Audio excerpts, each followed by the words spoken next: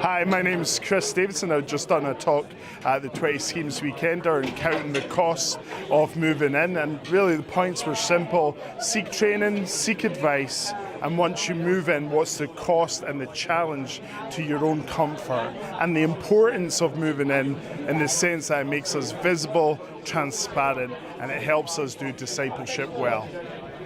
So I'd like to start by just telling you a wee bit of story about myself. When I was 12 years old and about the same size that I am now, I saw for the first time on MTV, yes, I'm an MTV boy, the X Games, Extreme Games, and on that was like rollerblading, skateboarding, all this hip stuff from America. And there was one guy on the show who was a BMX rider, and he'd done a backflip. And I thought to myself, oh, I've got a BMX bike. I think I could go and do that. So went out to the shed, grabbed my BMX bike, cycled down to the local BMX track and tried a backflip. And the next thing I remember clearly is waking up in the Belford Hospital 6 hours later with most of the skin on the right side of my face ripped off. I hadn't managed to do a backflip, but I had managed to do an epic face plant. And by the end of it, I made Sloth from the Goonies look like my older, more attractive brother. Why do I share this story? Simply to say this: as a young man, I believed I had assessed the risk. I thought I'd counted the cost, but I'd massively overestimated my skill and tremendously underestimated the dangers and ignored any training that was needed to do this challenge. I thought a bit like Dr. Pepper, what's the worst that could happen? And similarly, many of us church planters, interns, people who want to move into the schemes to be part of launch groups, can overestimate our skill, underestimate the cost, and think to ourselves after reading Church in Hard Places that we need to move into a scheme straight away. And then after a couple of years, we too realize that we're heading for a face plant and not a church plant. And my first point today, just even before we count the cost of moving in, and this is part of counting the cost of moving in, is to seek training and to seek advice. In my book, this is probably the most fundamental step of moving into a scheme. Because if you do this, it says whether or not you should actually move into a scheme or not. This is part of us counting the cost of the process, isn't it? Putting ourselves out there to be assessed. Here at 20 Schemes, we don't want to do faceplant ministries where people might burn out after a couple of years or worse. The desire here is to build healthy, gospel-centered churches for Scotland's poorest communities through church planting and revitalization. That those churches that are planted and revitalized will outlive us all here today. And to do that, we need to recognize our own limitations. We need someone to come alongside us and see points of friction if we work in a team, even to point out, to love us enough to point out that sins in our lives that would lead us to dark and lonely places. We need someone to help us count the cost of moving in. This is so that we go into schemes and council estates across this land, equipped for the ministry ahead of us. And Jesus wants us to have that godly wisdom. Paul touched on this last night. Luke 14, Jesus says these words. In Luke 14, verse 28, he says, "Suppose one of you want to build a tower. Won't you first sit down and estimate the cost to see if you have enough money to complete it? For if you lay the foundation and are not able to finish it, everyone who sees will ridicule you, saying this person began to build and wasn't able to finish. Or suppose a king is about to go to war against another king. Won't he first sit down and consider whether he is able with 10,000 men to oppose the one coming against him with 20,000? If not, he'll be able to send delegations while the other is still a long way off and ask for terms of peace." In this section, Jesus is underlying for us not to be thoughtless in the cost ahead of us in planting or revitalization. He's telling us not to survey the land, if you will, of the battleground that is before us, so that we don't underestimate the challenge and are overwhelmed in a matter of months. And the best way to do this is to learn from those who are doing it and have done it, those involved in these types of ministries. Personally, I feel really fortunate today that I can access this training, that it is made available for us while we're trying to work in a hard place in our country. And it rings so true with what I used to do before I was a church planter. Before I was a church planter, I was a joiner. And one of the ways you were taught as a joiner is you just go and seek an older lad who was doing it. You would learn from him. You'd ask him his advice when you've hung a door upside down the wrong way, how you'd fix that. He taught you as you worked with him. The worst guys I ever worked with on the building site, and there were very few of them, were the guys who were self-taught, who found it really difficult to work in a team, and normally had weird practice somewhere along the line because no one had sat down with them. When I was an apprentice, the form of learning was you sat there, you watched what they did, you listened, you asked questions, you were shown, and then you done it and replicated it. You took what worked. And it's the same with scheme ministry. We must listen to men and women who have done it, who are doing it, who have wisdom to share. As Proverbs 15:22 says, without counsel, plans fail, but with many advisors, they succeed. This proverb is true of life in general, but it's particularly true for us in ministry. Seek advice, seek training from those who are involved in ministry. Because the best guys I ever learned from in the building site were the older joiners, the guys you would call the craft hands. They're like senior lads. They'd seen it all and built most of it as well. And normally these men had some fingers missing, a few scars on their hands from slips of the saw. But as teachers, their training was top notch. And if we want to be involved in tough ministries, it would be my advice in counting the cost to seek out the old craft hands.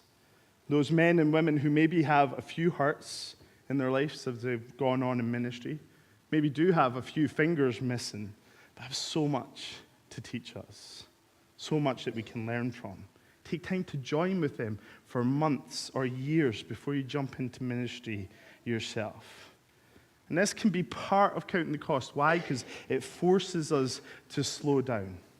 I know that myself because when I left seminary or Bible college, I was red hot, razor sharp, just wanting to get out there and share Jesus.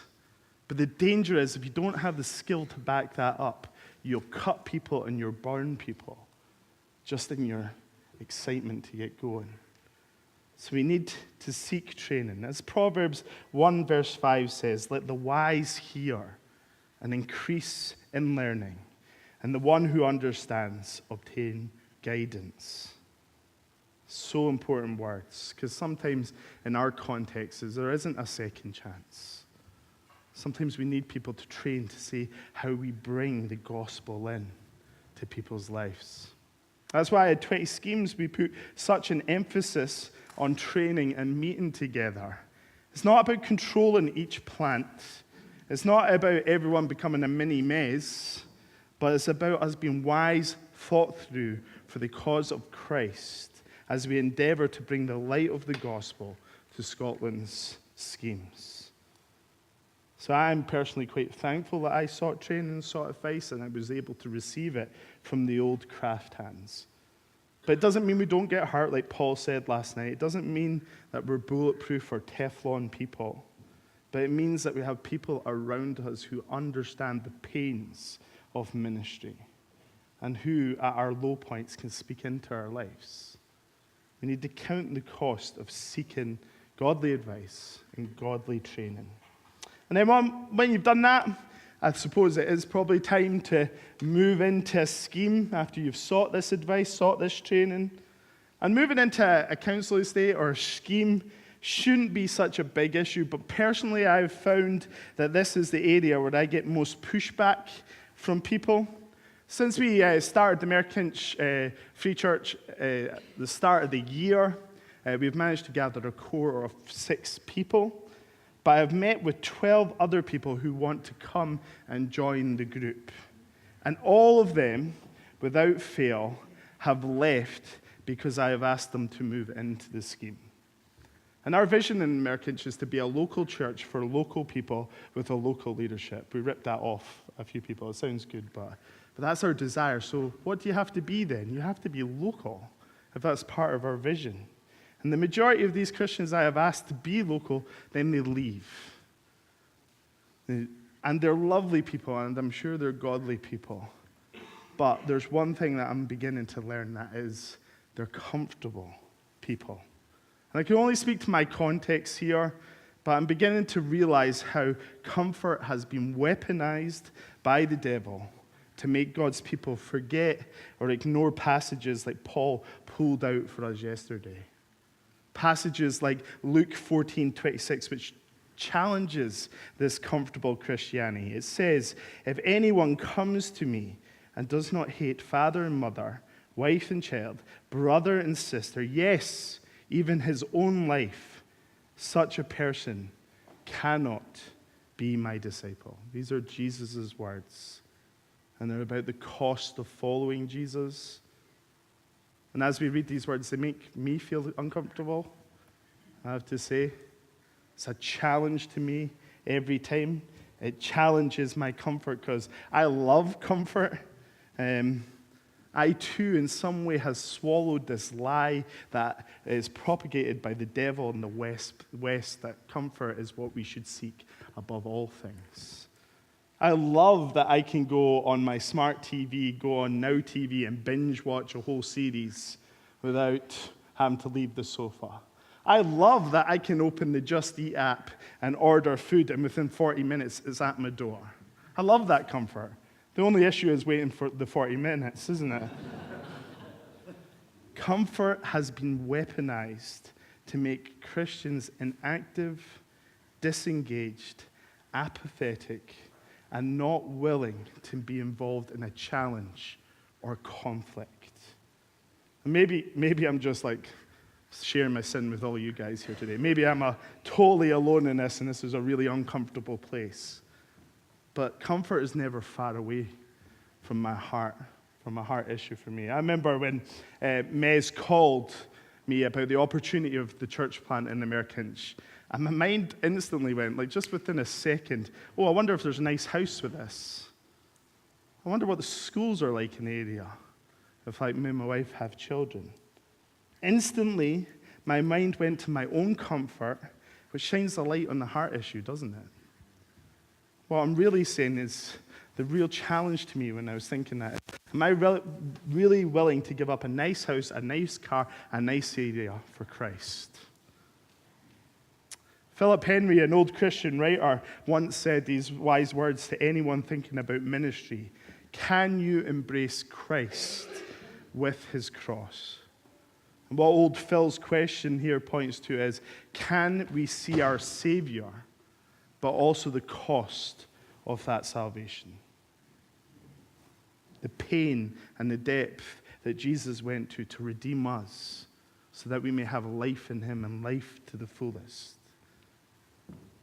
If we see that, if we see Christ and his cross, is it too much to ask us to move in? Is it too much for us to challenge our own comfort? This is what I'm looking for in the Merkinch. I'm looking for a group of Christians who would move in and be men and women who embrace Christ and his cross, not comfort. Men and women who would count it a joy serving their Lord as we plant a church. Is it too much to ask? I ask myself that sometimes. Moving into a scheme or council estate cannot be an additional extra. It cannot be a bolt-on. It has to happen for 3 very practical reasons. I would say to be visible, to be transparent, and to do discipleship well. And what do I mean by that? Well, to be visible is quite simply that you're in the community.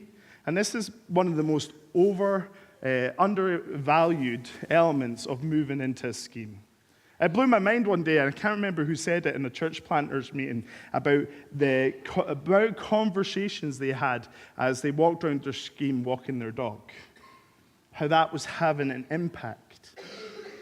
It's simple, it's visible. It doesn't sound like missional living as we get taught it. It's not taught in apologetics, dog walking ministries, but it was having an impact. We can overlook the simple things, like walking around our schemes, walking around our council estates, in favor of church events, which are good and have their place, but don't neglect the simple things, because God can use them to start conversations as well. Moving in helps us be visible. It helps in almost every aspect of forming community. It helps us get known in our area. It helps us be recognized by people as we go to the post office or the Premier store down the road. That if the police are chapping people's doors to find out information, they know that your door is going to get chapped as well. And in 1 Peter 2:12, Peter almost assumes that Christians would move into areas. He says, live such good lives among the pagans, that though they accuse you of doing wrong, they may see your good deeds and glorify God on the day he visits us. And the key word here is among. The concept of traveling 40 minutes to get into a scheme or in a council estate to do some missionary work or to even try to plant a church and not actually being among the people, well, from what I understand, it take a very, very, very long time or will lead to failure. Think about it this way. Take it back to our own context. We would never hire a minister for our local church and expect him to live miles away and never be involved in the community. We wouldn't accept that for ourselves. So why would we accept it as we try to plant a church in a scheme? We need to take what Peter writes here and put it into practice, that we would count the cost of moving in and living visibly amongst our communities. And moving in makes us visible, yes, but it also brings a level of transparency to our lives that people can look in and see what we're up to. They can see how we live. And this transparency is not a new thing. If we look at Acts 2:46 and 47, we see in the early church, as it is written, every day they continued to meet together in the temple courts. They broke bread in their homes and ate together with glad and sincere hearts, praising God and enjoying the favor of all the people. And the Lord added to their number daily those who were being saved. Acts 2:46 to 47 shows us that the early church was visible and transparent, that people could see the joy of the Lord in their lives, how they loved one another in their communities, how they shared life together. And what was the effect of this? The effect we see in verse 47 was the favor of all the people was on them. The people around the early church lived in their communities, were a part of their culture. It wasn't just a snippet on a Sunday where people could just see in through a window, but they lived transparent lives. For the health and the future of a church plant, you have to be visible. You have to have a level of transparency, but probably the most crucial element of moving in is that it helps us to do discipleship well. Because moving into a scheme drives us to life-on-life discipleship. This life-on-life discipleship is where people don't just come around when you've scheduled an hour in your diary for them, but people can pop in for a cup of tea, people can pop in and drop in for dinner, that we can share time together to pray together, just organic and spontaneous, and feed into each other's souls. Moving in is the best way to disciple people in our schemes, because many people's lives are so full of pain, so chaotic, that scheduling time sometimes just doesn't work. But seizing every opportunity when it presents itself outside the shops, outside the Clachnacudden Football Club, that's where my local team, seizing these opportunities to spend time together, bringing Jesus Christ to them. In his book, The Cost of Discipleship, Dietrich Bonhoeffer puts a strong emphasis on discipleship. He says these words: Christianity without the living Christ is inevitably Christianity without discipleship. And Christianity without discipleship is always Christianity without Christ. If we are passionate about sharing the good news of Jesus Christ, we have to be passionate about discipleship. There's that urgency that we need to bring to it. And let's be honest, if the American church plant is going to outlive myself, my wife, and the original team, we are going to have to make disciples. We're going to have to grow local leaders for the health and the future of that church. We need our team to live missionally, to pour their lives into discipleship, to live visible and transparent lives in our communities. And we can often disregard the simple things, can't we? These easy things that we do, and think it's not having an impact for the kingdom. But I was listening to an audiobook recently called The Streets of Pain, where the writer was talking about a man called Edward Kimball. That's not The Fugitive, that's John Kimball. This is Edward Kimball, a shoe store assistant who lived in Chicago. Edward is probably unknown to most of us. He was certainly to me. But Edward was a Sunday school teacher and spent hours of his free time in his community sharing the gospel with the street kids of Chicago. Edward's plan was to disciple them and pray that they would come to Christ. Through him, a man called D.L. Moody came to faith, who became a powerful preacher for the gospel. Through D.L. Moody, F.B. Myers came to faith. Through him, another guy called J.W. Chapman. Through him, a baseballer called Billy Sunday, who I believe was famous in America, came to faith. And Billy Sunday invited a guy called Mordecai Ham to a meeting that he was attending. And there, a young man named Billy Graham was sitting in the crowd and got saved. Billy Graham later would go on to preach to tens of thousands of people throughout the world. We probably know Billy Graham's name, but we definitely don't know Edward Kimball's, this shoe shop assistant who lived a visible, transparent life and poured his life into discipleship to some street kids in Chicago. This is the sort of lives we need to lead for the health and the future of our churches and the schemes and council estates. And moving in is part of that. So today, if you're thinking about ministry, if you're thinking about moving into a scheme, or if you're watching this on YouTube in months to come, counting the cost of moving in, I would ask 3 questions. Are you willing to slow down and seek advice and seek training from people who have done it, from people who are doing it, who can give you wisdom? Are you willing to live a life that is uncomfortable for Christ, where we are so often outside our comfort zone dealing with hard issues?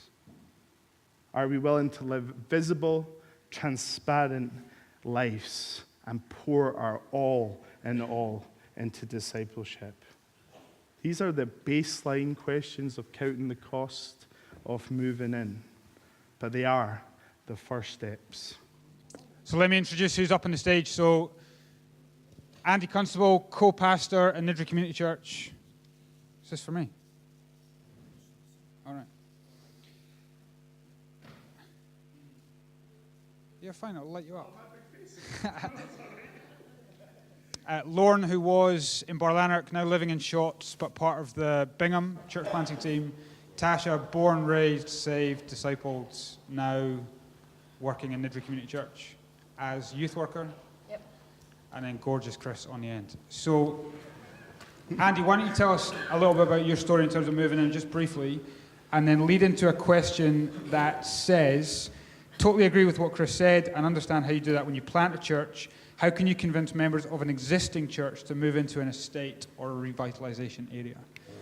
So tell us a little bit about your story, and then you can answer that. Cool. So from London originally.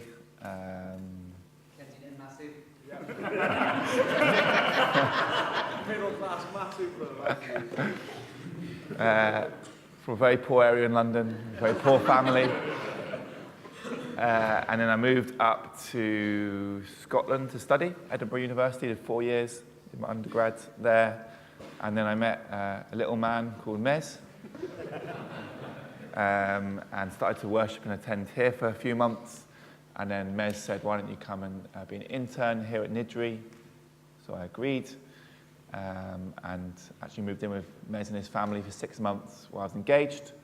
And then me and my wife, when we got married, moved straight into Niddrie to live here. And we've been here ever since. So talk to us about people who get it with a church planting context, but if you're in an established church and you've got members who are living outside, how would you seek to encourage people to move in? Would that be a requirement for membership, all that kind of thing? Yeah. So like Chris said, it can be very difficult because people do have those questions, or are my kids going to be safe if I move into a scheme or a council estate? Or it's not even that bad compared to some of the guys who are here from across the world and the places they live and come from. But it's the middle class question, isn't it? All my kids, what schools are they going to go to? Are we going to be safe in a scheme? All these kind of questions come up all the time. It can be very difficult to convince people to move in. I think just a couple of things. Obviously, model it as leaders. If you're a leader, you've got to move in and model that to your congregation. I think build that into your vision with your launch team, saying, you know, like Chris was saying with his vision, this is a local church for local people, so we need to be local people as well, and we need to move in. Be straight and blunt with people, but also be patient. It might take time, so they might not just move in straight away, but over time as you model it and they see the scheme, they see how you interact with it, some will be convinced and will move in, but others you're going to have to say goodbye to. And they're just going to have to go because they're going to distract from the vision of what you're trying to do. We don't make it a requirement of membership at our church, but we say you should really be living nearby at least to the church, because we believe in the supremacy of the local church rather than travelling 30 minutes to a church. Go to your local church where possible. So Lauren, just picking up on some of the things that Andy was talking about, you've done this with kids. Talk to us about some of the challenges as a mum, but then maybe other things that came off the back of Chris's talk about how you found this, counting the cost of moving in. I think, well, my kids, they were a wee bit older, like teenagers, and they were quite happy to move into Berlanner because they already had established relationships with the Petes and their wives and everybody in the team, so they weren't too bad.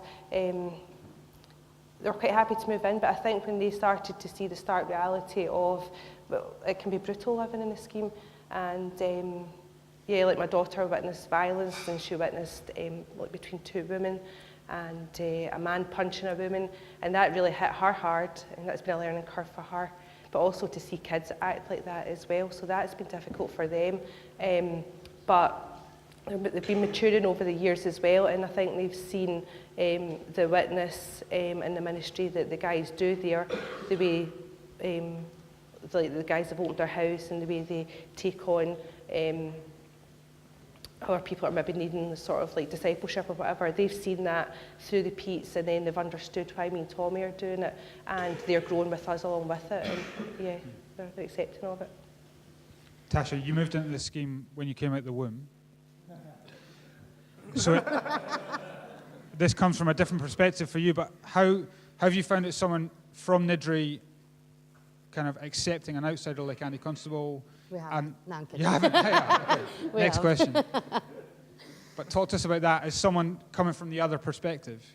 I think it's so important partly because when you become a Christian in the scheme, you lose a lot of what you know as your community and your friends and your circle. And so then, therefore, you need people in your community who live there.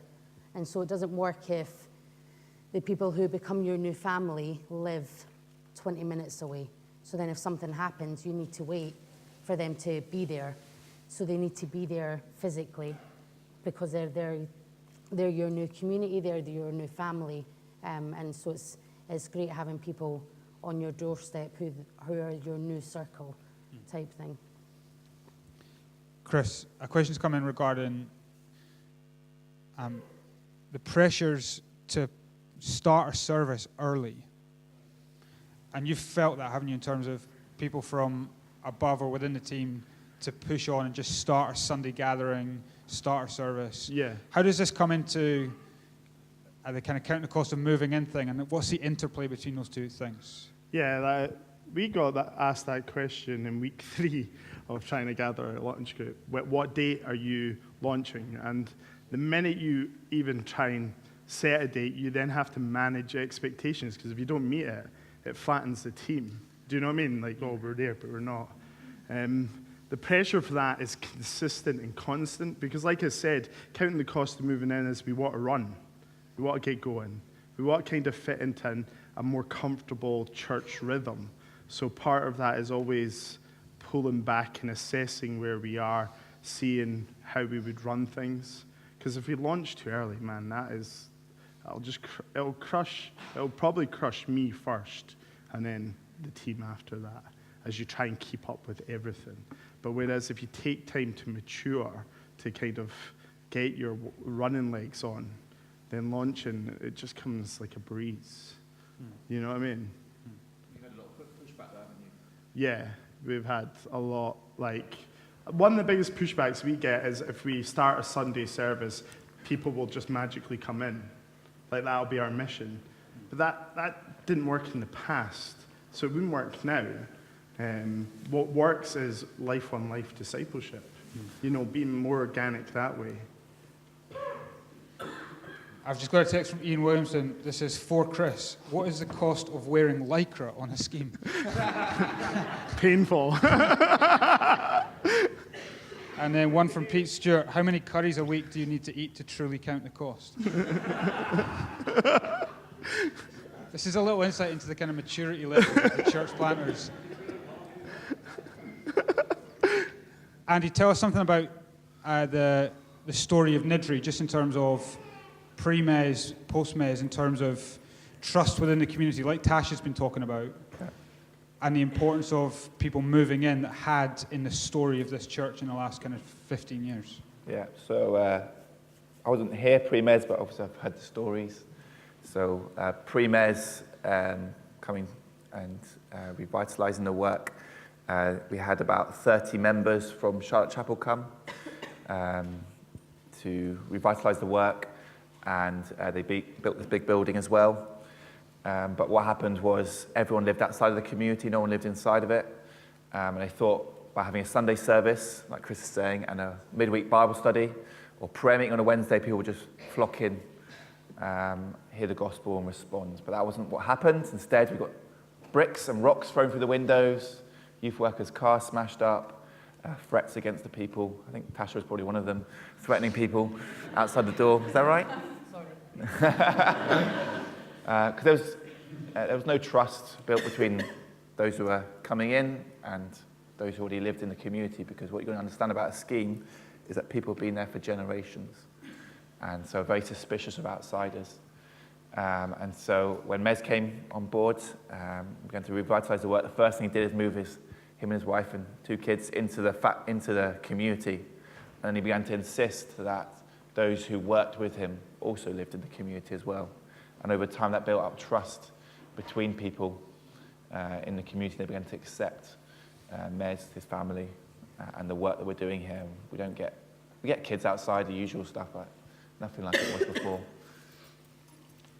There's a Ford Galaxy and a VW Golf blocking a pavement outside. SB10XJP and FY60VYE. If that is your car, if you could move them ASAP. Is that yours? Unbelievable. Can I add 2 things? Well, Yeah. Do you want to move your car, and then he can answer this question? Is the other one the bells? Yeah. Wow. If we could all shout "shame on you" simultaneously, that would be great. On you go then. Two things. Yeah, I think just to add two things.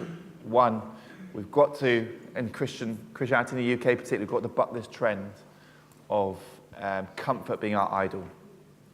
It has become the number one thing for Christians to seek comfort above all things. And that is not biblical, as we learnt last night, and as Chris was saying this morning. And so in the past, it's been you become a Christian, you move out of a scheme, you go to a more middle class area, you work your way up, don't you, to the suburbs, and then you've made it. And you send your kids to a nice posh school and whatever. They get a nice job, go to university. And that's the trend, isn't it, in the UK, in the main. But that's not what the Bible, it's not a bad thing to do, but that's not what the Bible calls us to. And I think if we're going to see the estates and the schemes won for Christ, we're going to start to have to do the opposite. Not social uplift, but let's move into the schemes and fight against this culture of comfort being number one and actually count the cost of following Jesus, because a lot of the UK isn't in Christian circles. We're not, are we? We'll do what's comfortable to us. That's not what the Bible calls us. That's not what Jesus calls us. He doesn't call us to have a comfortable life. He calls us to give our all for Christ. And so we've got to really believe that everything that we have is a gift from God. Hold it very loosely and move down the pecking order instead of moving up. And then the sacrifice for people like Tasha is like the dream for a lot of guys in the scheme is to move out of the scheme. And so when they come to Christ, it's like, oh, should I move out or should I stay in? It's going to be a sacrifice for our new converts to actually stay and be a witness to their friends and family. But we've got to fight against this culture of comfort being the number one thing. Yeah. By the way, well done, lad. There may be people who don't have the capacity to text. I don't know if international folk can text this number. So if you want to just stick your hand in the air and ask a question, then please feel free just to do that. One's come in on a slightly different note regarding not housing but buildings. And so the question's come in saying, how important is it for the church to have a permanent building in the community? What are the costs of not having this? So, Lauren, you've kind of experienced both Barlanark not having their own building and then Bingham having one, and I guess other guys can pitch in, but do you want to say anything on that? Which ministry is better? Don't even.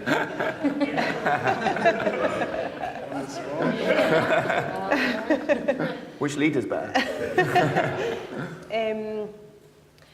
Yeah, I think that it has been absolutely fantastic, being when we're in Barlanark and being part of the Calvary Centre in there, because opportunities are just right there. So this is a local community centre that you rent spaces in? Yeah, in Barlanark, and that's been really good for getting the cafe up and running, for having a toddler group, having our Sunday meetings there as well.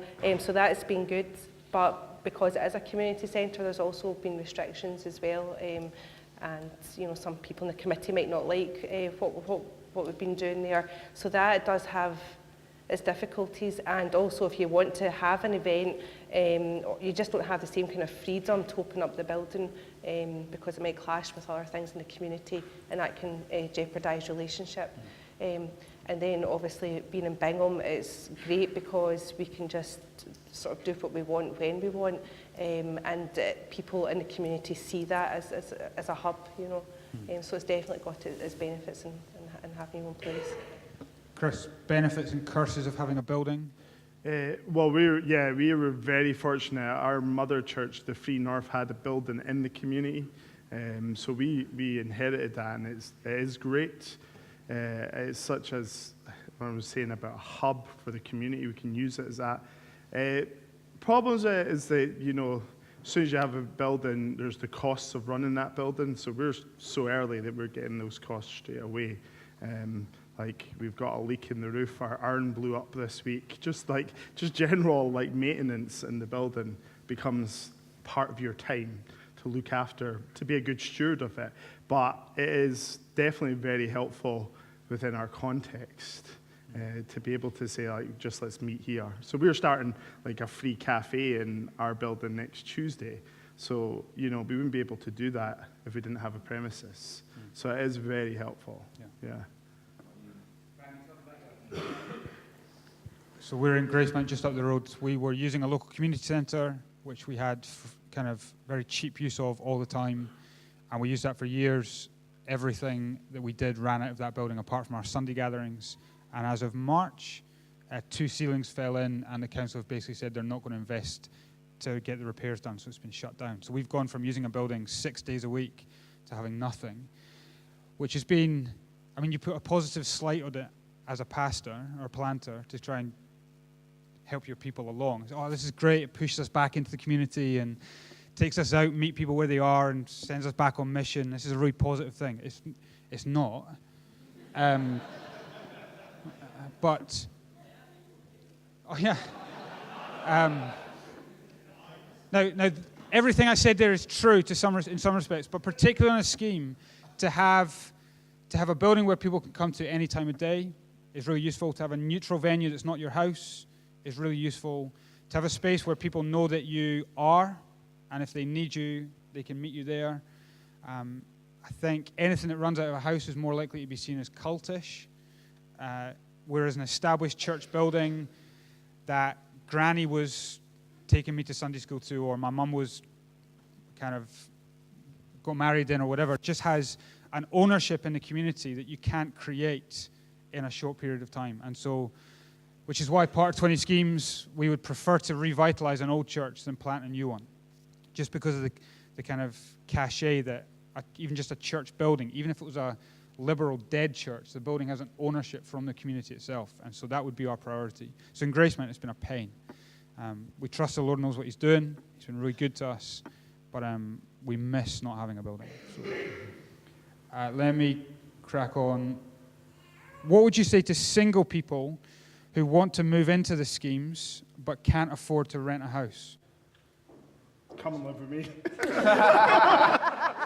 Hang on, Chris will check with his wife before. A couple of spare rooms, that is a real challenge, especially, so in our scheme, like something like 98% of the housing is social housing, so there are very few houses up for sale, because ultimately myself and my wife want to move further into the scheme, so we're keeping our eyes up for buildings all the time, so it is a barrier to moving in, but we would, that's the thing, part of what we want to do is model ministry in a scheme, and that is having an open home. So we would take people until the opportunity opened up, because it will. The Lord will open the doors for his people. So, yeah, we would just say move in with us for a while. We're lovely. But just very briefly on this, I know it sounds stupid, pray.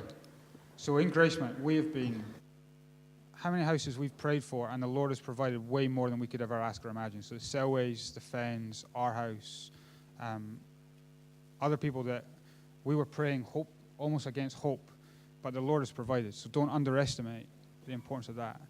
Andy, do you want to talk about that at all? Just because I know you have lots of people that are moving in to get involved, whether planters who are coming to train. What are some of the burdens of finances, housing, all that kind of thing? Yeah, it's just, again, like Chris said, it's hard finding houses and flats in the scheme, and particularly in Nidri at the moment, Nidri's house prices go through the roof because they're just gentrifying the area. You'll see a lot of the Americans and the guys from Africa have come in and like, is this a scheme? Is this a poor area? What you need to remember is that the government has just spent millions of pounds knocking the whole of the old scheme down and rebuilding it. And so what that brings into our community is young professionals. And then what that brings in with it is higher prices for rental and for buying places as well. So we were fortunate enough when we came here, Charlotte Chapel had bought a manse, which Mez stayed in. And I was fortunate enough that I could buy my own place, thanks to family. And slowly but surely together, we've kind of been buying up property in Nidri and then also in Bingham by remortgaging our houses and remortgaging the church and just remortgaging everything we can and just kind of banding any money that we have together to try and buy properties or rent properties out, because it's so important to have that. And so slowly but surely we've been building that up. But to start with, all we had was, you had the one building, didn't you, where Mez and Miriam lived, and they started by just taking one person in their house, and then we moved in and we had one person live with us, and then slowly but surely those guys then rented places out, and then they have now seen that modelled, and then they now have people living with them. And so I think it's really key modelling it, and I think Chris is right. Having an open home and having people stay with you is such a good model for ministry, because people get to see your family right in front of you, right in front of them, and then they go and model it, hopefully themselves, when they move out, and have people stay with them as well. But Tasha wants to talk about, some of the single ladies that have come in. Yeah, so not long after I became a Christian, I had the opportunity to move in with Shaba, and then we had another single girl move in, and I'm currently still in that house with another couple of ladies. So we just keep filling the space when there's an empty bed. Call it the revolving door of Nidri. And we just, whenever there's a bed, it gets filled. And so it's just been, it's been a blessing to be on the receiving end of the open homes, and also being able to bless other people with being able to open our home and just have people in, and also spend time at other people's houses and things. So yeah, it happens, you pray, and God gives you a bed wherever it is. Listen, if you've got questions you want to ask these guys, come and do so in the break. Yes, mate. Is there a question here? Yes. So let me try and repeat your question. You can say if that's right, and then we'll ask it. So in a church plant context where about 30% of the people live in the community, 70% living in private estates outside, is that viable? Do you need it kind of 50-50 at least to make that work? What would you say, our brother? I only speak to my context. So I'm up in the Highlands of Scotland, and there's a big church in our area in Inverness that people will drive an hour and a half to get to, and pass loads of other churches along the way. So in my culture, in the Highlands, it is part of what we want you to move in, because it pushes against that kind of tide in the Highlands where you travel to a big church and then scatter week in, week out. So that's my context. We kind of ask people to move, but that's after a while, after we've had some contact with them. I would love the majority of our team to be local. Let me just come back, let me make an important point that might get lost here. People misunderstand what's being said. We have a similar situation, so quite a number of the original members who were here when I came still live out with the community. And, most of the people who live in are actually first-generation Christians. What we don't do is, yes, we model it. Yes, we say, for single people, I think we've bought a flat, haven't we, and rented particular houses for people who can share. Yes, some of the people in our church don't do that. What we don't do is say, this must be done, that this is a prerequisite. And if you don't do this, then somehow you're not as committed to the ministry as people who do. So that's the first thing. Secondly, I've said to several people don't move in. For instance, we've had police who are Christians or have come to the community, and I've said, do not move in. Largely because, one, it's your job. You're in an area that you're more than likely to meet a few people you might have to lift from this community. That will not be helpful to your wife and children at home on their own if you're out all night on a shift, worrying whether your windows are going through. So there are some situations in which it is actually not. It's the wiser decision not to move in. And we don't guilt complex people. Hard to get a house here, firstly. Secondly, some members of your church, or particularly of our church, are looking after elderly relatives, have got lots of other pressures on them without the pressure of having people from chaotic backgrounds in. And the last thing I would say is that there is a spiritual giftedness in this. Some people and their families, the makeup of how we run our homes, I think there's a spiritual gift to hospitality in it. Not that other people who don't do it aren't hospitable, But I think there's just hospitality in our culture tends to mean I invite people around my house for a meal, you know, a couple of times a month. That's not biblical hospitality, in my opinion. So so we've got to play to people's strengths and weaknesses and try not to guilt trip people. If you force someone to go in a legalistic way, they're just going to be unhappy and miserable. And it's got to be the gospel and the call of the Lord that attracts them into the community, because that's going to be sustainable, like you said, long term. And I think that's important to see what the difference is in some ways between church planting from nothing and then revitalizing from something. And you need the wisdom to discern when it might be right to say you must move in, and then where you're not guilt tripping saying you're not a real member if you don't.